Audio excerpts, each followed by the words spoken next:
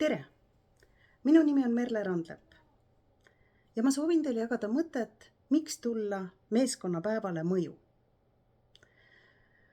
Olen oma elus töötanud väga palju meeskondadega ja peamiselt tarkvara valdkonnas. Ja loomulikult me oleme maadelnud väga paljude erinevate väljakutsetega. Nii tehnoloogiliste, organisatoorsetega, väga paljude erinevatega. Aga kõigi nende aastate jooksul on mul välja kujunenud üks täiesti imeline praktika, mida ma olen kogu aeg kasutanud ja väga-väga suurte kasuteguritega.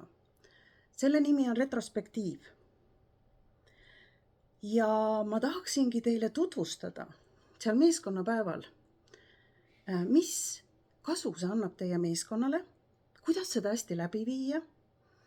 Ja tõesti, kui te selle võtate enda meeskonna töö osaks, ma luban teile, tulemused on maagilised. Nii et tule kuulama!